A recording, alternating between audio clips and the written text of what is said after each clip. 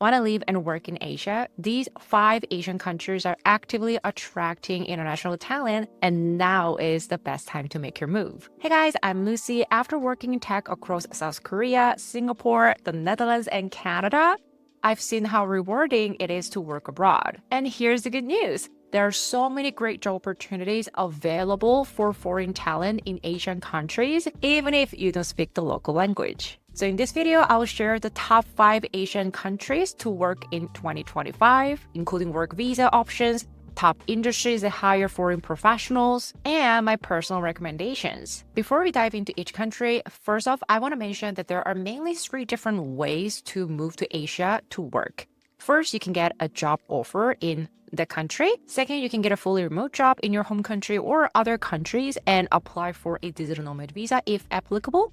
And number 3, start your own business. And in today's video, we're going to focus on the option 1, top 5 countries that hire international talent so you can get a job offer before you move to the country in Asia. So let's dive in. First up, Singapore. So in this channel, I've made tons of videos about Singapore. So if you're interested in moving to Singapore and working there, definitely watch those videos after watching this video. But Singapore has welcomed foreign talent for a long time, especially in the tech and financial services industries. Also, English is one of the official languages in Singapore, and it's the language that is mainly used in the workplace and the daily life. To live and work in Singapore, you do not need to learn other languages if you speak English. In terms of the job market, many multinational corporations' APAC headquarters are based in Singapore. You'll see many different roles that handle not only Singaporean market, but APAC market, which means if you speak any Asian languages such as Korean, Japanese,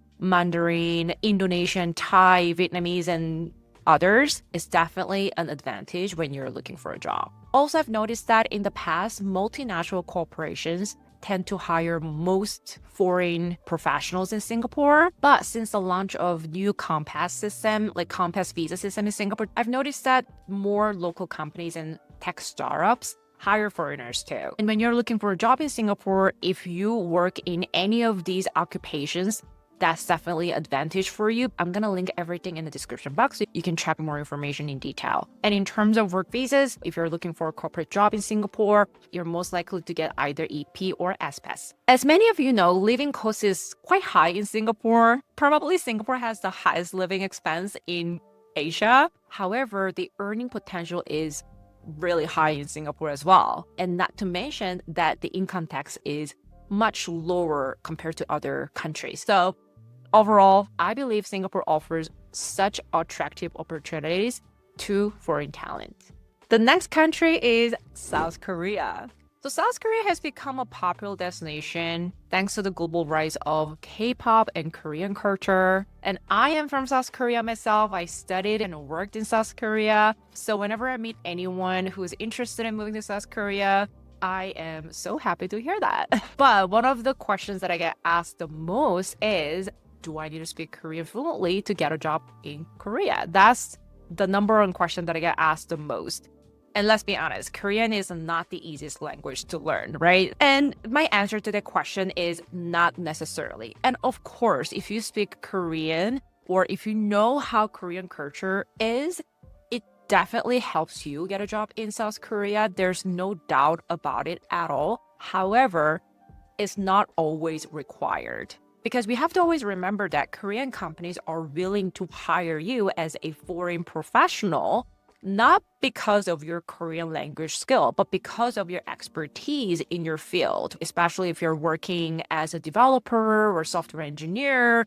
Those more technical roles are not always required. And also, if you work in marketing, business development, or sales, handling foreign markets, not Korean market, you're most likely speak that specific language to get your job done. So Korean is not always required. But of course, when you're getting a job, when you're applying for a job, when you're interviewing at the company, of course, it's definitely great to show employers in Korea that I'm learning Korean. Even if I'm a beginner, I'm willing to improve. That's the attitude perspective. But in terms of your job requirements, Korean language fluency is not always required. So don't give up if you're looking for a job in South Korea. I also want to mention the types of companies in Korea. There are opportunities at large Korean companies such as Samsung, LG, Hyundai, as well as multinational corporations such as Google, SAP, and so on. But I've also noticed that a lot of local Korean companies increasingly start to hire a lot more foreign talent depending on their business model, depending on the market they're penetrating into, right? So my recommendation is not just apply for a job at a big corporations in Korea, instead applying for local companies that are small to medium sized Korean companies that align with your experiences and so on. In terms of multinational corporations in Korea, it will be much competitive than small to medium local Korean companies. For example, when I was working at SAP in Korea, we had about like over 300 employees in South Korea alone. And a lot of Koreans already want to get a job there. So it would be much more competitive compared to applying for a job at a smaller to medium-sized local Korean companies. And there are other multinational corporations that have presence in South Korea, but they only have maybe like 30 employees or 50 employees.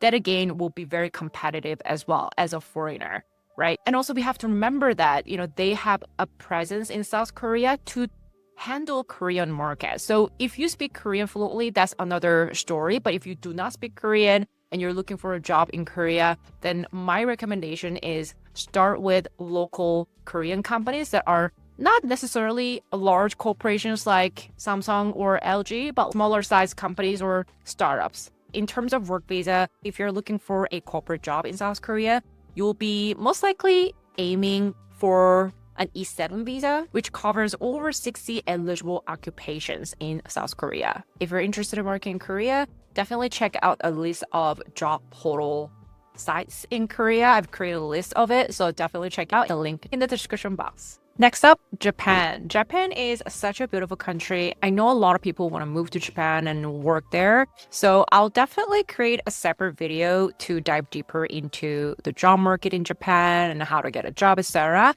But briefly speaking, to work in Japan as a foreign professional, you need a visa called, in English, I believe it's ESI visa, which stands for Engineer/Specialist in Humanities/International Services. You can work as an IT engineer, web designer. You can work in accounting, finance, human resources, and interpreter as well. If you work as an interpreter, of course, you need to speak Japanese fluently, but Japanese language fluency is not always 100% required, similar to South Korea, right? So if you work as an engineer or in sales or marketing where you handle foreign markets, your Japanese language skill is not 100% required always. And along with South Korea, Japan also has been attracting a lot of foreign talent to the country and will continue attracting top talent to the country. So I won't be surprised to see more foreign talent coming to Japan and coming to South Korea in the next 5 years. So if you're looking to get a job in Japan,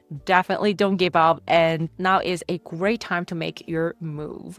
Next up, Taiwan. There are great job opportunities to work in Taiwan, especially if you work in semiconductors, electronics, high-tech manufacturing industries. The tech R&D market in Taiwan is really strong and it continues to grow. And Taiwan is constantly looking for professionals in research and development, and foreign engineers and researchers are especially welcomed. If you work in these industries, definitely consider Taiwan. But compared to Singapore, financial services industries might have limited opportunities, right?